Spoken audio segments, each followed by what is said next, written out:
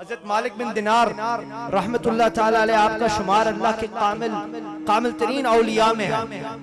आप अल्लाह के कामिल औलिया में से हैं और आपका मकाम, मालिक बिन दिनार रहमतुल्लाह अलैह का मकाम बताता चलूं, आपका मकाम ये था कि एक दफा कश्ती पे जा रहे थे और वहां किसी के सोने का दिनार चोरी हो गया। अब कश्ती पे लोग आपको नहीं पहचानते थे, उस कश्ती पे जो अजनबी बंदा था वो सिर्फ आप खुद थे। लोगों ने डायरेक्ट आप पे शक किया कि इन्होंने किया।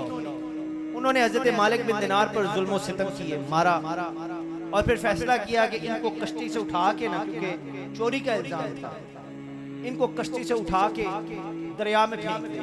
हम तो चोरों को उठा के सर पे बिठा लेते हैं। उन्होंने कहा कि नहीं, इनको उठा के दरिया में फेंके।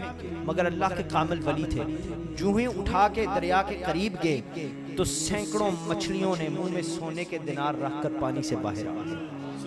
ये मालिक बिन दिनार है। सुनो सुनो, उन्होंने तौबा कैसे की, तुम्हें मैं बताऊं कि उनकी तौबा जब खुदा की बारगाह में कबूल हुई तो फिर उनको अल्लाह ने ये मकाम अता किया। मगर ये हुआ किस तरह?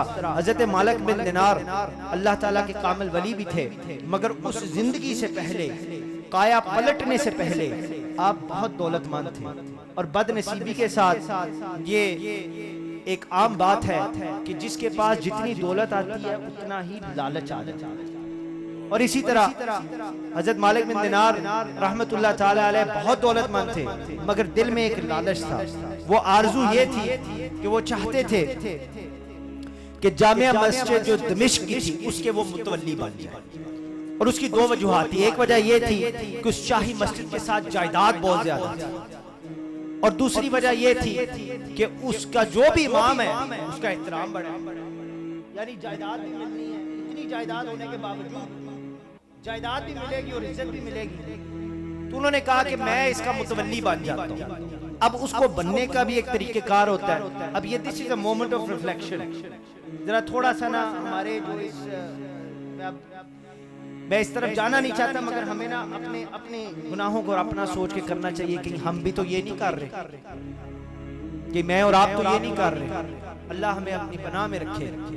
समीने मोहतरम, उन्होंने सोचा ये बनने का तरीकेकार मुतवल्ली का बेहतरीन यही है कि मैं उस मस्जिद में जाके इबादत करूं, इत्काफ बैठ जाऊं और इतनी इबादत करूं, इतनी इबादत करूं, इतनी इबादत करूं कि लोग मुझे देखकर इस चीज से कायल हो जाएंगे, ये बड़ा नेक बनेगा, ये तो कोई नमाज करता, ये बड़ा नेक और बरगज़ीदा बंदा है, अल्लाह का बड़ा कोई प्यारा बंदा है। चुनाचे आपने इसी तरह किया। बात मैं मुख्तसर कर देता हूँ। मस्जिद में गए, पूरा एक साल सारा दिन बैठ के इबादत की। दिन को इबादत करते, रात को जब सारे चले जाते तो पिछले दरवाजे से निकल के दुनियादारों की महफिल में जाके बैठ जाते। अब उस महफिल के अंदर हर किस्म की आराम व आसाइश के मामलात थे, मौसीकी और गाना बजाना, ये सारे मामलात भी थे। तो आपका ये पूरा एक साल रूटीन मान ली, दिन को इबादत करनी, रात को मौज मस्ती करनी, दिन को इबादत करनी, रात को जनाब आराम और आसाइश से उधर बैठना और मौज करना। वो पूरा साल जो दिन की बातें करते रहे, किसी की तवज्जो आपकी तरफ ना गई। किसी नमाजी ने, उस मस्जिद में जाने वाले ने, किसी ने ना देखा। कोई देखता, आपको नेक मानता, तब जाके खलीफा वक्त को कहता ना कि बड़ा चंगा बंदा जे एनु इमाम मस्जिद बना। मगर जब किसी का ध्यान ही ना गया, पूरा साल गुजर गया, दिन को इबादत करते और रात को जाके हर गलत काम, वो जो दुनियादारों की महफिल है उसमें जाके बैठ जाते। जब पूरा साल गुजर गया, किसी का ध्यान आपकी तरफ ना गया, तो एक रात अल्लाह का करम हो गया। क्योंकि जब मैं और आप सो जाते हैं, किसी को देख नहीं रही होते, तो याद करें अल्लाह फिर भी देख रहा है, अल्लाह फिर भी देख रहा है। दुनिया का कोई बंदा ना देख रहा हो, अल्लाह फिर भी देख रहा है। अल्लाह का करम हुआ किस तरह?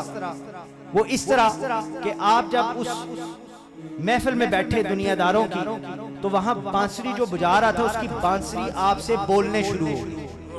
वो लकड़ी की बांसुरी आपसे, उसने कहा कि मालिक तुझे अल्लाह से डर नहीं लगता? तुझे अल्लाह ने सब कुछ दिया है, दौलत दी है, इज्जत दी है, उसके बावजूद तू इस मस्जिद की मुतवल्ली बनने की ख्वाहिश में कितना गुमराह हो गया कि तू अल्लाह की कर इबादत तो रहा है, मगर उसके साथ उसी इबादत में उसी के साथ धोखा भी कर रहा है। तू कैसा इंसान है, तू अल्लाह से धोखा कर रहा है। भाइयों, मालिक बिन दिनार का ये सुनना था कि आपका दिल दहल गया, जिस्म कांप गया, उठे दौड़े, मस्जिद पहुंचे और अल्लाह की बारगाह में सजदा रेज हो गए।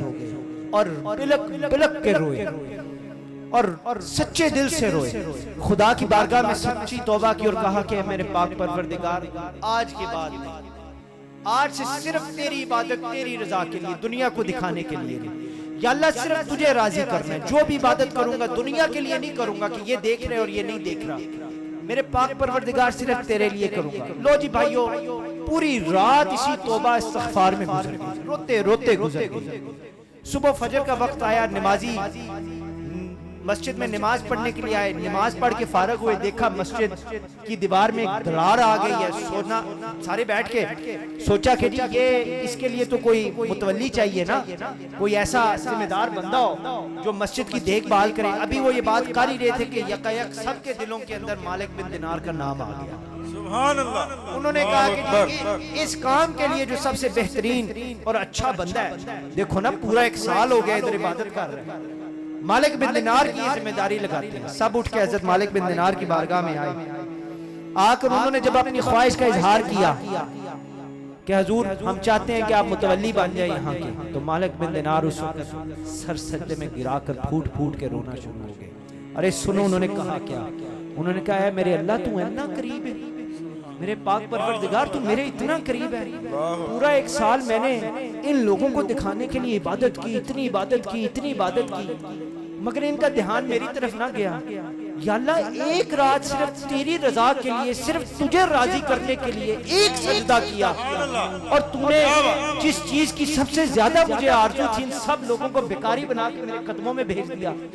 पर मेरे अल्लाह अब नहीं, अब मैं दुनिया का नहीं, दुनिया को दिखाने के लिए नहीं, या अल्लाह अब मैं सिर्फ तेरी इबादत करूंगा, मैं अब सिर्फ तेरा ही होके रहूंगा। मुतवल्ली के ओहदे से इनकार कर दिया। दुनिया चूंकि बदल चुकी थी, अरे अकल ने क्या, अकल ने समझा है क्या, इश्क ने जाना है। ओ भाइयों, इन खाक नशीनों की ठोकर में